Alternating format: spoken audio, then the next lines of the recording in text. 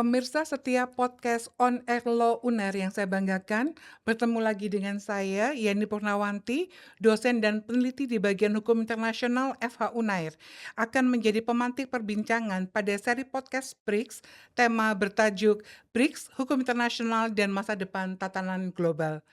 Episode ketiga podcast kali ini bertajuk Setelah BRICS, Mencari Wajah Hukum Internasional Abad ke-21. Saya mendapatkan kesempatan luar biasa istimewa dapat berbincang dengan yang terhormat Excellency Dr. Honoris Causa Tri Yono Wibowo Sarjana Hukum. Beliau adalah seorang diplomat dengan karir cemerlang selama 4 dekade, Wakil Menteri Luar Negeri Republik Indonesia tahun 2008-2011, Duta Besar Republik Indonesia di PBB and other international organization di Vienna tahun 2006-2008, Presiden Conference on Disarmament di Jenewa 2013, Chairman G77 Jenewa Chapter 2013, dan Presiden Trade and Development Board the United Nations Commission on Trade and Development di Jenewa tahun 2014. Bayangkan jika Mahkamah Internasional diminta memutus sengketa yang melibatkan BRICS sebagai entitas. Misalnya ada satu pihak mengklaim bahwa keputusan BRICS dalam sebuah summit telah melanggar hak-haknya. Seketika mahkamah akan langsung menghadapi masalah mendasar karena BRICS bukan subjek hukum internasional. Bisakah diadukan di hadapan Mahkamah Internasional? Pemirsa, ini bukan skenario hipotetis yang mengada-ada. Ini adalah pertanyaan yang harus mulai dipikirkan jawabannya oleh para akademisi hukum internasional hari ini.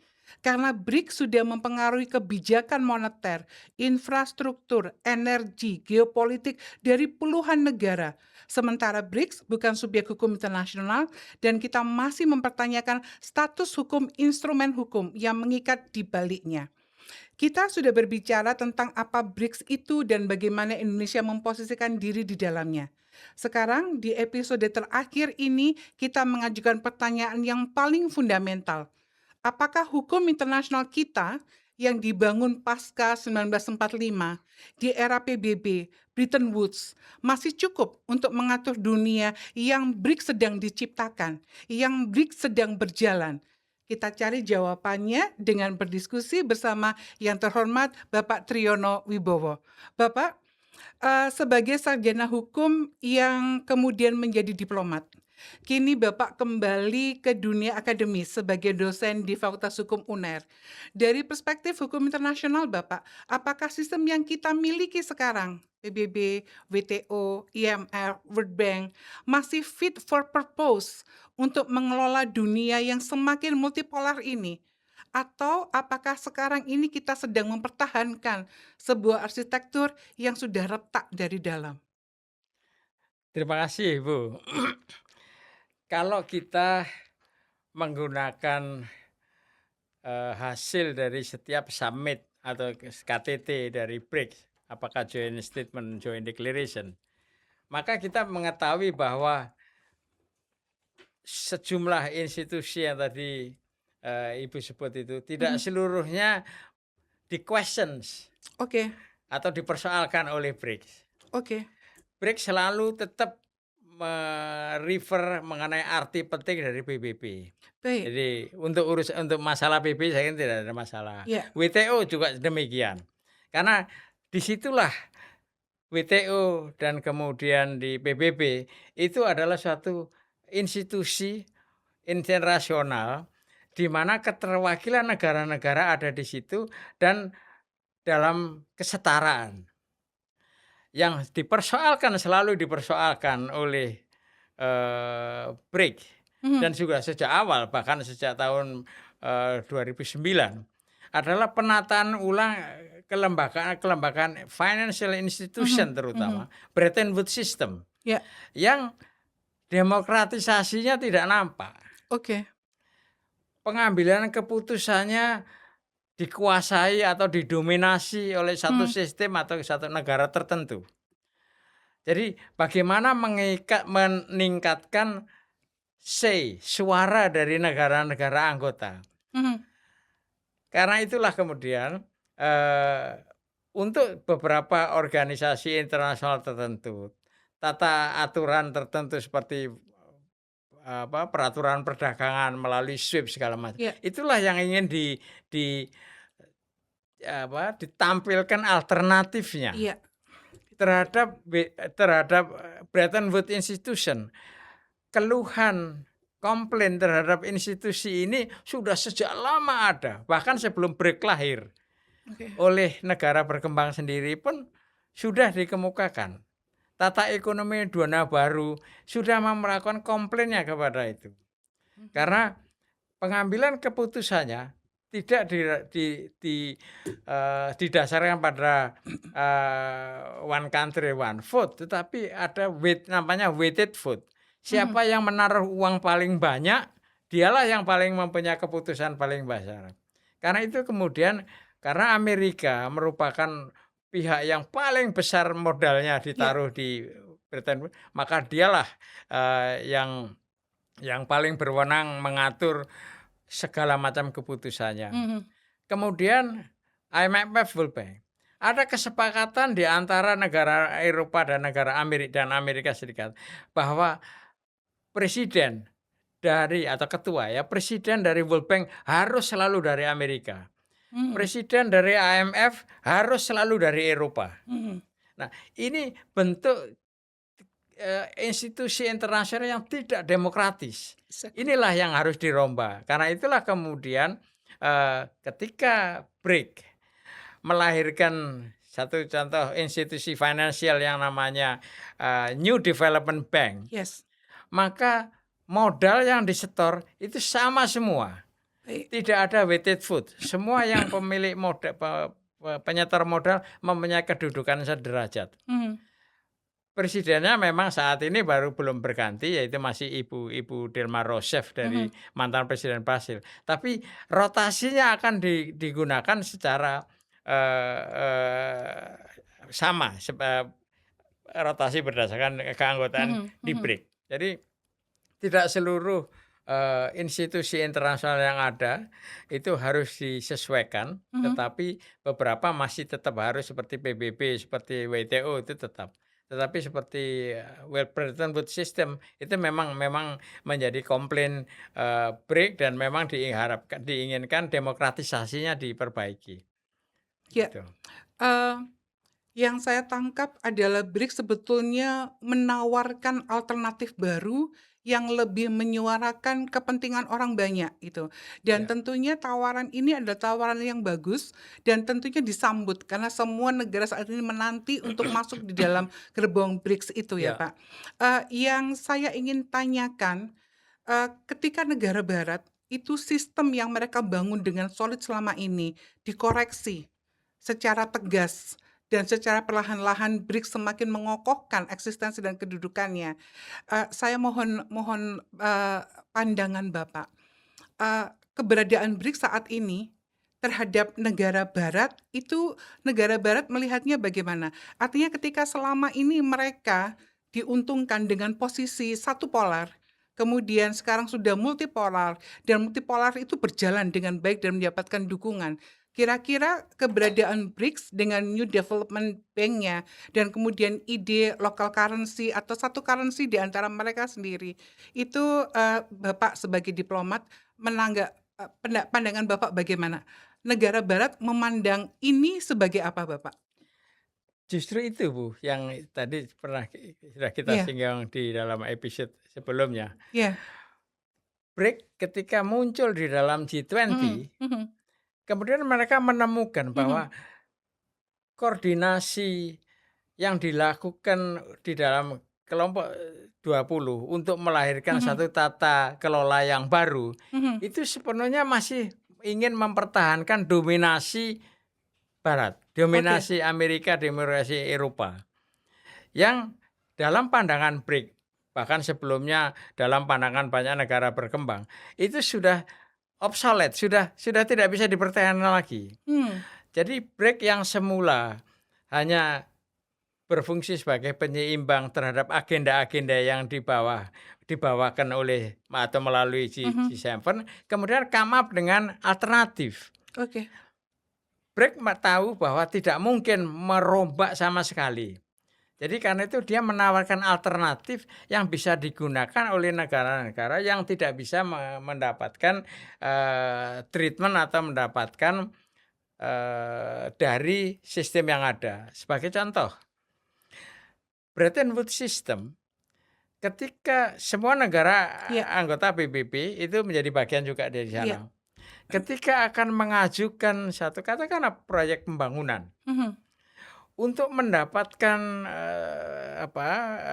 dukungan finansial dari World Bank, bukan hanya hitung-hitungan ekonomis yang menyangkut proyek yang ingin dibiayai, tetapi dimasuki berbagai macam persyaratan, mmm, human right lah, iya, demokratisasi lah, segala macam. Saya masih ingat, saya lupa tahunnya, tapi saya masih ingat mhm, kasus Kenya. Kenya. Ketika Kenya ingin mengajukan pinjaman sebesar cuma hanya $5 juta Mhm, untuk membangun jalan raya di sana, kesulitannya luar biasa karena diberi persyaratan-persyaratan politis yang mhm, tidak bisa diterima. Nah, inilah yang kemudian akan, padahal kita tahu bahwa kesepakatan seperti, eee, SDG, mhm, Sustainable Development iya, Goals. iya, Proyek-proyek Sustainable Development Goals yang disepakati mhm, di PBB untuk mendapatkan financing-nya dari World Bank itu sangat sulit, karena selalu dimasuki persyaratan-persyaratan yang non ekonomis. Nah, ini yang ingin dikoreksi, tetapi mhm, tidak mungkin mengoreksi langsung, iya, World Bank, iya, karena itu diciptakan, NDB. NBP, iya, Dan ini bisa diciptakan karena ada negara besar yang punya kemampuan finansial. Meskipun demikian tidak diborong semua oleh modal Cina, iya, tetapi semua dipikul bersama. baik, Modal dasarnya adalah, pertama, modal awal adalah $50 miliar, mhm, dibagi bersama di antara 5. Jadi mmm, masing-masing menyetor 10 miliar dolar, dan semuanya memiliki hak level keputusan yang sama, oke, gitu. Sebagai informasi, NDP ini sekarang sudah 10 tahun, iya, sudah 10 tahun. Selama 10 tahun, dia sudah membiayai iya, program-program pembangunan infrastruktur, apa gitu, air, iya, perbaikan lingkungan, energi dan sebagainya, itu kurang lebih 126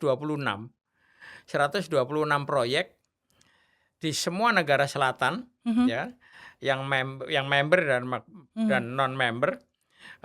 Yang bisa, mereka tetap bisa mendapatkan akses dari NDP dengan total yang sudah salurkan, disetujui itu adalah 40,2 miliar dolar. mmm, Disburse-nya sudah dilakukan sekitar 20-an. Sebagian besar ada yang dirupakan dalam bentuk yuan, ada yang bentuk dalam, tapi sebagian besar adalah dalam local currency. oke, Jadi kalau ke Indonesia misalnya melakukan pinjaman kepada NDP untuk satu proyek di Indonesia, bisa menggunakan rupiah. Rupiah itu nanti dikonversi dengan mata uang yang digunakan di NDP. mhm, mhm, Jadi sangat fleksibel, dan ekonomi pemberiannya berdasarkan pertimbangan-pertimbangan ekonomis proyek itu tadi. mhm, Kemanfaatannya untuk publik, kemampuan untuk multiplier efeknya. mhm, Tidak ada embel-embel persyaratan-persyaratan yang masuk kategori politis, luar seperti yang biasa. ada di World Bank, itu, BRIC menawarkan, alternatif, alternatif. kemudian BRICS menawarkan alternatif yang sesuai dengan kebutuhan dan Ya, suara hati grassroots selama ini. ya. Ya, oke, luar biasa. Bapak, saya ingin masuk pada pertanyaan normatif hukum internasional. Jadi para akademisi hukum internasional saat ini saya pikir mulai berdebat, apakah kategori subjek hukum internasional, mohon maaf, lagi-lagi saya mengadres itu, padahal, Bapak tadi mengatakan bahwa tidak usah dipermasalahkan BRICS itu meskipun bukan subjek hukum HI tetapi kiprahnya, nyata. Akan tetapi dalam tataran teoritis ini ndak bisa Pak, kami leave it as it is, sehingga perbincangan ini mungkin perlu saya mohon izin untuk mengelaborasi lebih jauh. Sehingga, apakah kategori subjek hukum internasional itu perlu diperluas atau perlu didefinisikan ulang untuk mengakomodasi entitas seperti BRICS, seperti G20 yang secara formal itu bukan OI, tapi dampak kiprah kerja mereka itu sudah sangat luar biasa. Nah, dalam persimpangan antara teori hukum dan praktek diplomasi, apakah Bapak memandang reformasi konseptual seperti ini itu perlu atau tidak, Pak? Sekiranya perlu, bagaimana menginisiasinya dan siapa yang punya kapasitas dan kewenangan untuk melakukannya? Eh, ya saya coba memahami pertanyaan itu dan sedapat mungkin memberikan perspektif, Iya, saya terhadap soal itu. Kalau menurut saya tidak perlu ada perubahan atau peninjauan ulang terhadap konsep-konsep, baik. eee, hukum internasional yang Iya, ada. Karena apa yang kita miliki, konsep hukum internasional yang ada sekarang itu merupakan evolusi dari perjalanan panjang sekali ke belakang. betul. Jadi tidak instan, tetapi Baik. proses panjang. Nah, menyangkut mengenai BRICS, selama kita mengakui bahwa BRICS itu memang tidak dimaksudkan sebagai organisasi, tetapi sebagai forum forum koordinasi, forum konsultasi di antara member state-nya Oke. untuk menyamakan persepsi-persepsi, kepentingan-kepentingan yang kemudian dituangkan untuk bagaimana menata dunia. Mhm. Jadi memang dia tujuannya ada batasnya sampai di situ. Baik. Tetapi dia menyadari bahwa ada pada suatu ketika dia perlu mempunyai satu tangan atau arm atau Iya. cabang Mhm. yang mempunyai semua, legal capacities. Karena Mhm. itulah dia membentuk NDB yang merupakan legal capacity. Jadi kebutuhan-kebutuhan mengenai financing itu diserahkan kepada NDB untuk semua mengelolanya. Jadi Mmm, sementara kesepakatan di BRICS sendiri itu adalah kesepakatan politis, exactly. itu. Jadi memang tidak perlu menurut saya karena memang BRICS tidak dimaksudkan untuk menjadikan dirinya sebagai organisasi yang rigid, menjadi seperti, organisasi internasional. Tapi itu saat ini, entah suatu ketika nanti. Karena memang BRICS tidak ada keinginan Mmm, untuk menciptakan 2 blok baru seperti pada masa yang lalu bipolar sistem lagi, tapi multipolar. baik. Siapa saja, bisa, hanya sebagai gerbong, sebagai lokomotif, dia memang yang come up dengan gagasan, dengan ide, dengan alternatif makanya, yang bisa dimanfaatkan oleh siapa saja. Karena jadi, BRICS menurut pandangan saya tidak punya ambisi untuk menggantikan dunia ini menjadi semua aturan berdasarkan dia, tidak Well tidak. noted. Dia sangat paham bahwa itu nampak dari multipolar. Mhm. Semua kekuatan yang ada atau semua negara yang ada di dunia ini mempunyai say, Iya. mempunyai suara yang harus diperhitungkan. Apakah itu Global South, apakah itu dari Amerika, apakah itu dari Libra, semua sama. Nah ini bedanya antara, BRICS dengan katakanlah, Amerika atau Eropa yang ingin semua mendominasi semua aturan berdasarkan dia, rule based order. Mereka selalu menekankan rule based order. Rule-nya siapa ya? Rule-nya mereka. Mmm, Ordernya mereka, begitu. mmm, Itu, luar biasa itu. Bapak. Eee, jadi ini semakin menegaskan bahwa hukum internasional itu akan efektif itu ketika political will-nya kuat. Ya, Oke, terima kasih ya. banyak Bapak. Saya mohon izin bertanya tentang peran Indonesia sebagai norm setter ketika Indonesia masuk menjadi anggota BRICS. Indonesia itu punya tradisi diplomasi yang sangat kuat dalam membentuk norma internasional. Dasar Sila Bandung, peran aktifnya di ASEAN, hingga inisiasi-inisiasi Indonesia di G20, hingga memegang presidensinya di tahun 2022. Bapak sendiri berkontribusi luar biasa sebagaimana sudah Bapak tadi saya sampaikan di forum G77 dan seterusnya. Nah, di dalam BRICS, apakah Indonesia itu punya peluang yang sama, Bapak, untuk menjadi norm setter, bukan sebagai norm taker? Dan apa hal konkret yang harus dilakukan Indonesia untuk bisa mengambil peran ini, Pak? Ya, terima kasih. Sebetulnya, pertanyaan atau bahkan keraguan Mhm, mengenai mhm. bagaimana Indonesia bisa membawakan dirinya, Iya, di dalam organisasi di BRICS itu menjadi disuarakan oleh banyak pihak. oke, Bahkan ada yang mengatakan keanggotaan kita di dalam BRICS itu mhm, akan bisa oke, menurunkan aktivitas peran kita ke ASEAN, menurunkan komitmen kita di ASEAN. Jawaban saya terhadap itu tidak.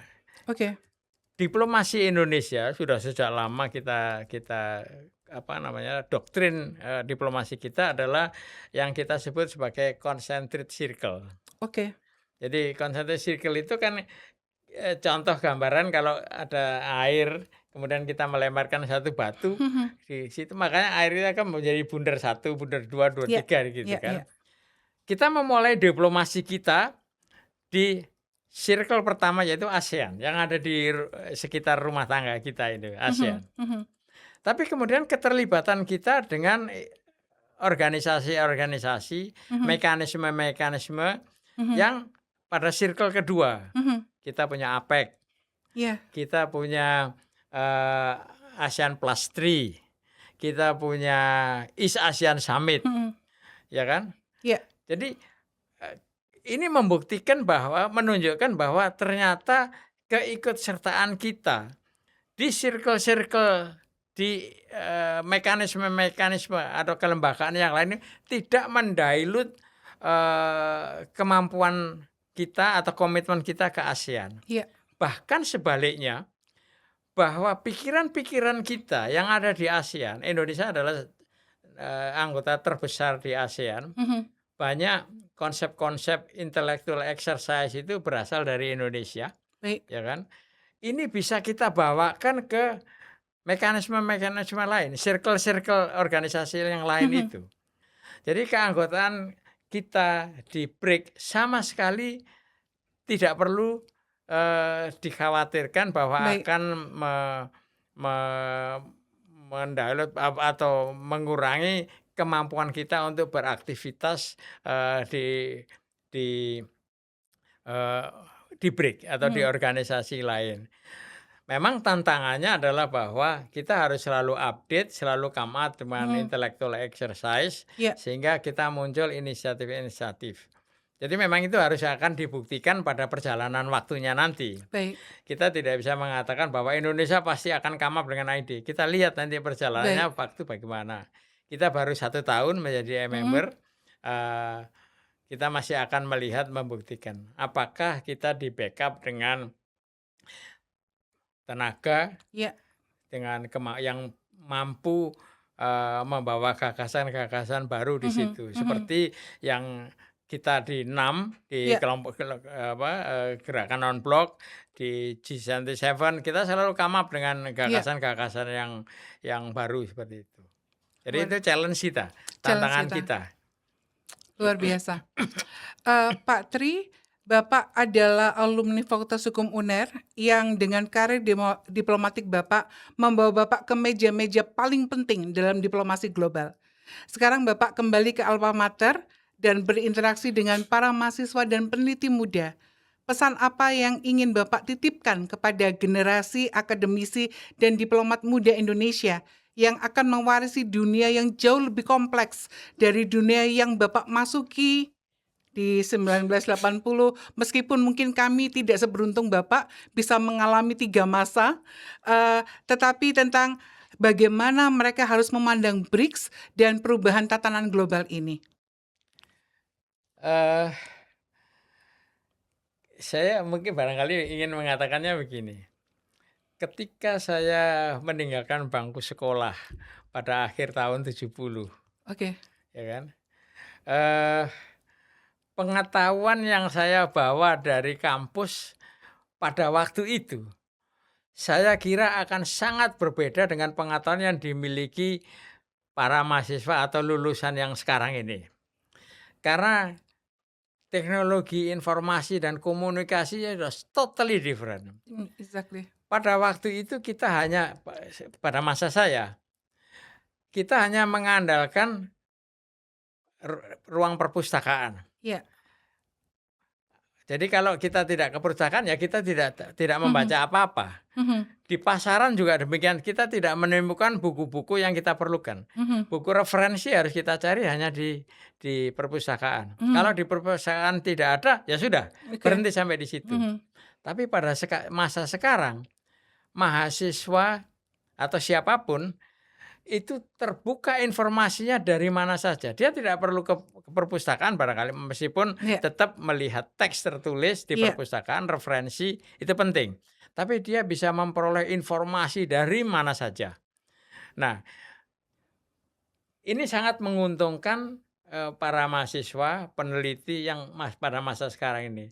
Yang pasti feeling saya jauh lebih baik kualitasnya dan kemampuannya, keahliannya daripada pada masa saya dulu. Karena keterbukaan informasi, teknologi komunikasi dan Mhm. informasi yang sangat Mhm. memudahkan Mhm. saat Mhm. ini. Jadi itu yang pertama. Yang Iya. kedua, eee, keterlibatan dalam day to day kehidupan, baik masalah ekonomi, masalah politik, masalah sosial budaya Mhm. yang akan di sekitar kita, Mhm. ini mengharuskan kita untuk proaktif ikut nimbrung, kata Baik. iya, ikut ikut terjun ke situ. Jadi tidak berarti bahwa semua urusan, katakanlah kebijakan negara, itu menjadi hanya urusan mereka yang menduduki jabatan-jabatan atau tugas-tugas pemerintahan. Semua masyarakat umum dengan berbagai dengan profesi apapun, itu bisa menyampaikan pikiran berdasarkan pengetahuannya, berdasarkan, pemahamannya untuk ikut menyampaikan pikirannya di dalam melalui mass media. Apalagi Baik. sekarang ada media sosial, itu sangat memudahkan untuk menyampaikan gagasan, pikiran-pikiran ke publik. Baik. Itu yang tidak saya alami pada masa yang lalu. Jadi tapi syaratnya itu memang harus membekali diri sendiri Iya. dengan segala macam informasi, baca dari mana saja dan tidak hanya berdasarkan satu sumber, Baik. karena masih menjadi penyakit kita saat ini, apalagi mass media kita, media cetak, media tulis, Mhm. itu ya, media apa itu, TV seperti TV, eee, hanya mengandalkan dari satu sumber saja. Baik. Apalagi pada masa sekarang, kepemilikan dari media itulah yang menentukan warna, Iya. ya kan? Jadi yang kita butuhkan oleh siapa saja, jadi mendapatkan informasi dari segala penjuru, tidak rely pada one or two sources. Jadi membuka diri terhadap semua sumber, itu.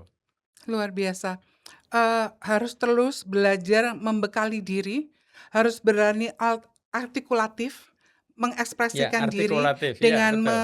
memanfaatkan Segala teknologi sarana yang yang ada ada, sekarang. teknologi, iya betul. Well Betul noted sekali, Bapak, well noted Bapak. betul sekali. Eee, Bapak,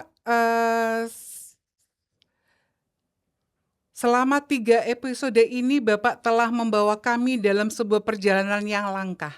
Dari koridor negosiasi diplomatik di tahun-tahun awal berdirinya BRICS, ke kompleksitas kalkulasi Indonesia bergabung dengan BRICS, hingga pada episode ini ke pertanyaan paling mendasar tentang bagaimana HI harus memahami dirinya sendiri di abad ini.